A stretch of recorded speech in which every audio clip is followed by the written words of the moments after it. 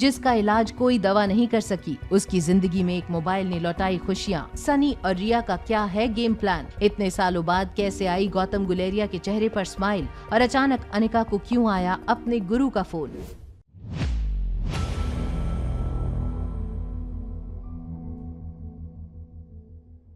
मामा, मामी, एक important call है, मैं अभी अटेंड करके आती हूँ। ये कहते हुए अनिका गार्डन में परिवार से थोड़ा दूर चली गई। अनिका ने जब फिर से फोन की स्क्रीन की ओर देखा तो उसे यकीन नहीं हो रहा था कि इतने सालों बाद उसके गुरु डॉक्टर वांगापट्टू उसे फोन कर रहे थे। फोन उठाते ही अनिका उनसे कुछ कहे उससे पहले डॉक्टर वांगापट्टू ने अनिका से पूछ लिया, कहाँ हो तुम इस वक्त? जल्दी जवाब दो। सर, मैं इस वक्त दिल्ली में हूँ। मगर क्या बात है सर, आप कुछ टेंशन में लग रहे हैं? दिल्ली में कोई गुलेरिया परिवार तुम्हें ढूंढ रहा है। उन्हें तुम्हारे पास किसी का इलाज करवाना है। क्या नाम था उनका? हाँ, करण गुलेरिया। वो आदमी बीमार नहीं है, उसने जीने की इच्छा छोड़ दी है। उसके शरीर के सभी अंगों ने काम करना बंद कर दिया है। अभी उसे अमृत टैबलेट देकर जिंदा रखा गया है। अगर तुम वहां चली भी जाओ तो उसके अंदर तुम जीने की चाहत फिर से पैदा नहीं कर सकती, इसलिए तुम्हारा वहां जाने का कोई मतलब नहीं है। अनिका जानती थी करण गुलेरिया को अनिका को देखकर उसकी माँ स्वाति की याद जरूर आएगी। और करण गुलेरिया अगर दुनिया में सबसे ज्यादा किसी से नफरत करता था तो वो थी स्वाति मल्होत्रा। ठीक है सर, नहीं जाऊंगी। सर, बहुत दिनों बाद आपकी आवाज सुनी है। आप कैसे हैं? आपकी तबीयत तो ठीक है ना? मेरी तबीयत को क्या होने वाला था? इस दुनिया में सिर्फ एक बीमारी का कोई इलाज नहीं, और वो है बुढ़ापा। सर, क्या मैं आपसे मिलने आ सकती हूँ? यहाँ ऐसा कुछ नहीं बचा जिसे देखकर किसी को खुशी होगी। अगर तुम मेरे लिए कुछ करना ही चाहती हो तो मैंने जो तुम्हें शिक्षा दी है वो शिक्षा आगे बढ़ाना। ये कहते हुए डॉक्टर वांगापट्टू ने फोन काट दिया। अगले दिन सुबह जब रिया जागी तो उसने देखा अनिका उसके बगल में सो रही थी। रिया ने अपनी मम्मा का लैपटॉप ऑन किया और सनी चाचू के भेजे हुए लिंक पर लॉग ऑन किया। तभी सनी का फोन आया। देखो, लाइव स्ट्रीमिंग की सारी तैयारियां हो चुकी हैं। आज ऐसा कुछ करो कि तुम्हें देखकर लोग पागल हो जाएं और तुम पूरी दुनिया में मशहूर हो जाओ। मुझे लगता है कि मैं गेम खेलने में ही सबसे बेस्ट हूँ। क्यों ना हम उनके सामने एक लाइव गेम खेलें? लाइव स्ट्रीमिंग में लाइव गेम। इससे उन्हें ऐसा लगेगा जैसे गेम खेलते वक्त वो मेरे साथ जुड़े हैं। ये तो सॉलिड आइडिया है भतीजी। और अगर इस लाइव स्ट्रीम में मैं तुम्हारे साथ compete करूं तो हो सकता है कि मेरी भी फैन फॉलोइंग बढ़ जाए।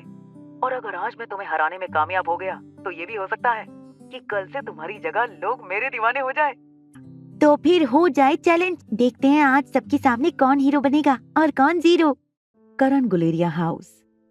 सुबह जब करण गुलेरिया की आंखें खुली तो उनके नौकर ने उन्हें बताया, आकाश सर सारी रात आपके बगल में बैठकर जाग रहे थे।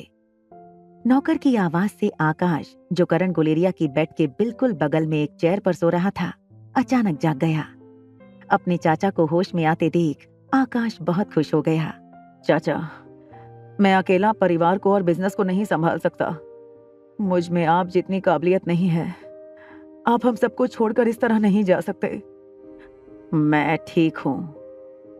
आकाश गुलेरिया को पता था कि उसके चाचा करण गुलेरिया को मोबाइल गेमिंग बहुत पसंद थी। उनका मन रखने के लिए आकाश ने अपनी जेब से फोन निकाला। फोन में एक एप्लीकेशन डाउनलोड करते हुए आकाश ने करण गुलेरिया से कहा, ये देखिए चाचा, आजकल ये गेम बहुत पॉपुलर है। मैं तो कहता हूँ एक बार आप भी इसे खेल के ट्राई कीजिए। एक जमाने में करण गुलेरिया एक गेमिंग एक्सपर्ट हुआ करता था, मगर स्वाति के जाने के बाद करण का किसी भी चीज में मन नहीं लगता था। जैसे ही आकाश ने मोबाइल पर गेमिंग ऐप ऑन की, मोबाइल की स्क्रीन पर रिया और सनी की लाइव स्ट्रीम फ्लैश होने लगी।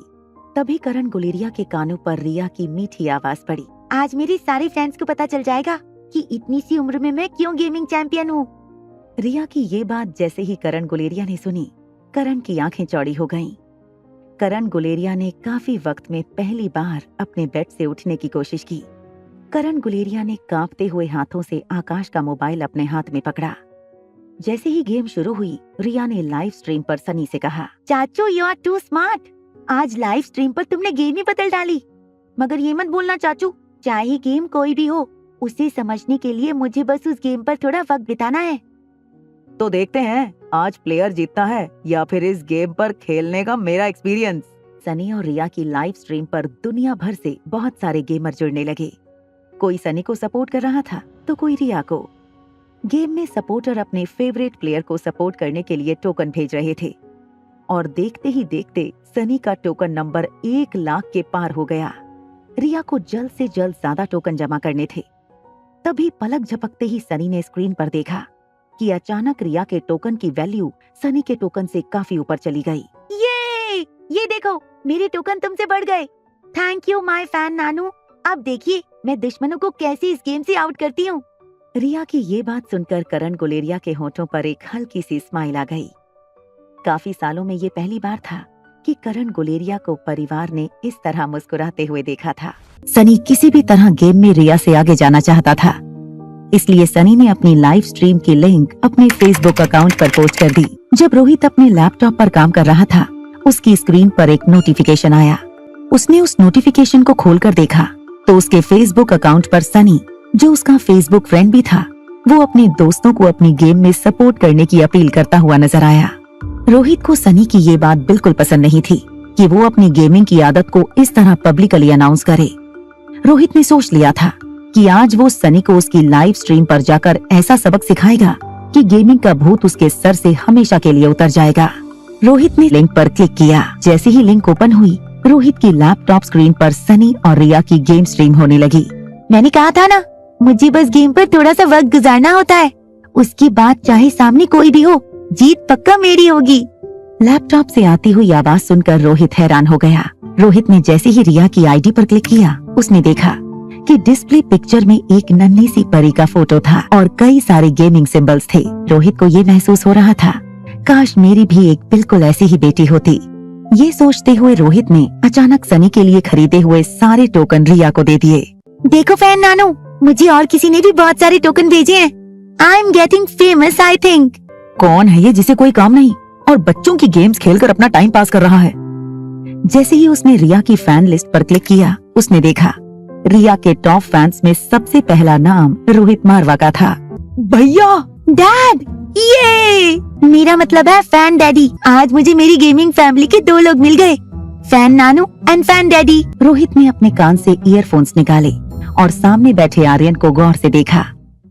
आर्यन को रोहित जिस तरह देख रहा था, आर्यन को लगा रोहित उस पर शक कर रहा है कि वो सचमुच में पढ़ाई कर रहा है या नहीं।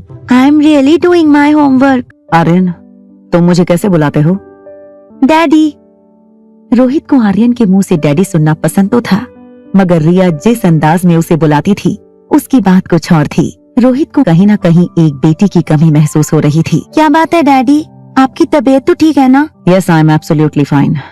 चलो, इट्स लंच टाइम नाउ, बाहर चलकर खाएं। How about some pasta? Rohit ने कभी भी आर्यन को बाहर का खाना खाने की परमिशन नहीं दी थी, फिर आज अचानक रोहित को क्या हो गया था? ये सोचकर आर्यन बहुत कंफ्यूज हो गया था। उसी वक्त रोहित ने सनी को फोन लगाकर कहा, जल्दी से हमारी दिल्ली एयरपोर्ट के पास वाली होटल पैराडाइज इंटरनेशनल में आ जाओ, आज हम लंच वहीं करेंगे। रोहित की आवाज में अंदर ही अंदर सनी को इस बात का गिल्ट भी खाया जा रहा था कि उसने अपने भाई से इतनी बड़ी बात छुपाई कि रिया उसकी बेटी थी। आज तो बेटा गए, तुम्हारे जिस भाई ने तुम्हें सगे भाई से भी ज्यादा प्यार दिया, उसी को धोखा दिया है तुमने। इतनी बड़ी बात छुपाई तुमने।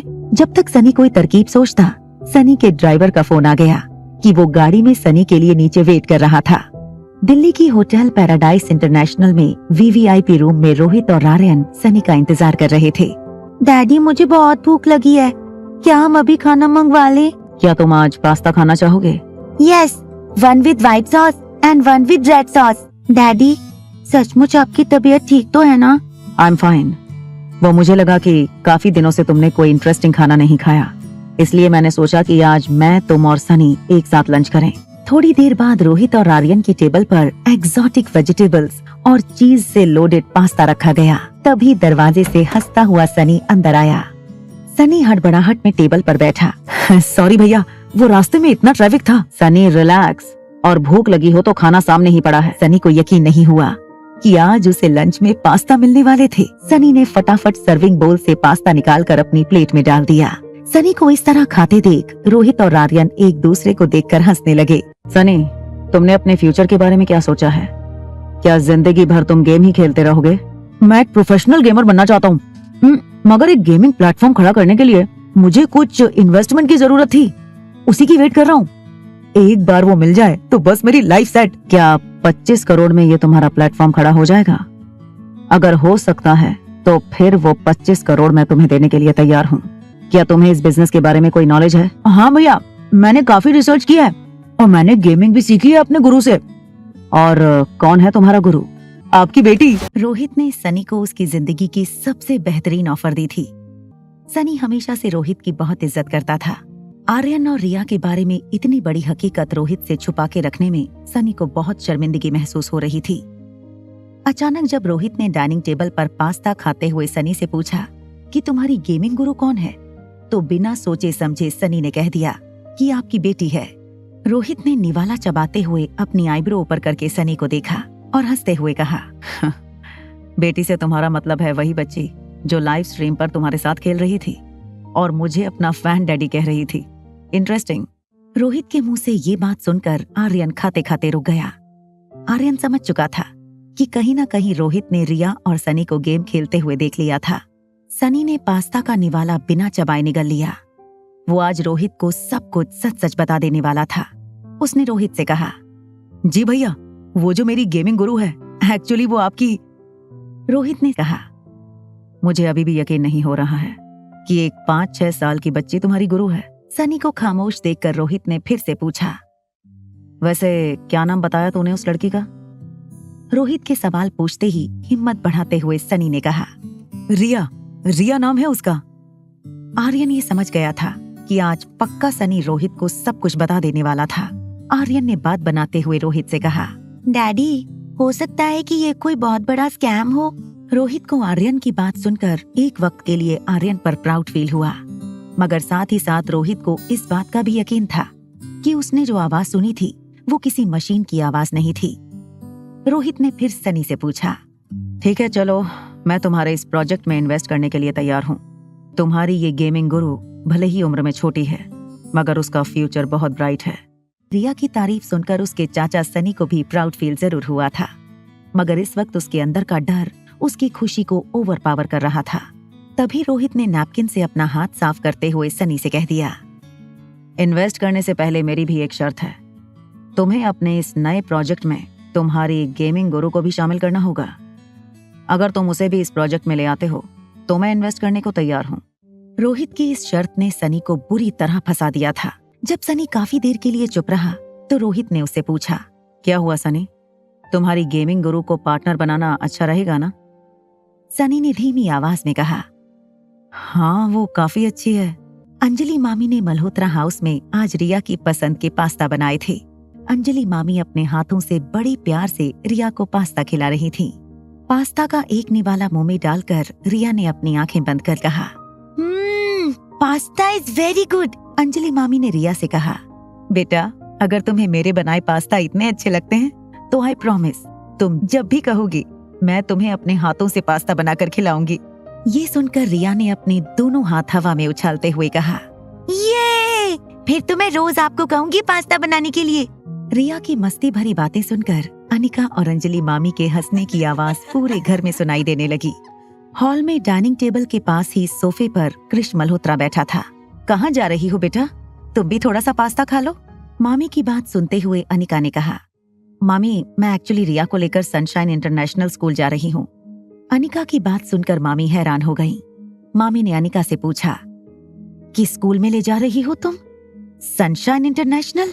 मगर बेटा बिना अपॉइंटमेंट के वो लोग तुमसे नहीं मिलेंगे। अंजलि मामी की ये बात सुनकर कृष अपनी जगह से खड़ा हो गया और डाइनिंग टेबल के पास अंजलि मामी से कहने लगा, क्या तुमने फिर से मिस्टर कोहली और उनके साथियों से इंटरव्यू की भीख मांगी है?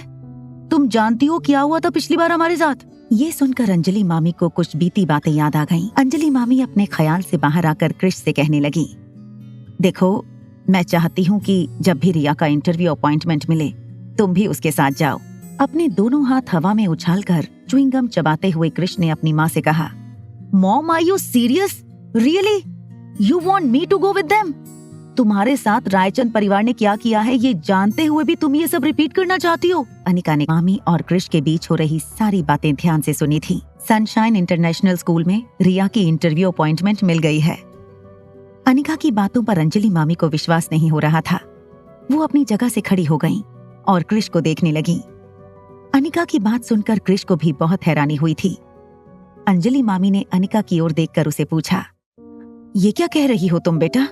सनशाइन इंटरनेशनल स्कूल में इंटरव्यू के लिए तुम्हें अपॉइंटमेंट कैसे मिली? वो लोग तो बड़े बड़े वीआईपी या वीवीआईपी लोगों को भी ये मौका नहीं देते। अनिका अभी अंजलि मामी को सब कुछ बताए उससे पहले अनिका की जेब में उसका फोन बजने लगा। अनिका ने जैसे ही जेब से फोन बाहर निकाला, उसने देखा कि उसकी ज्योति बुआ की बेटी प्रीति का फोन आ रहा था।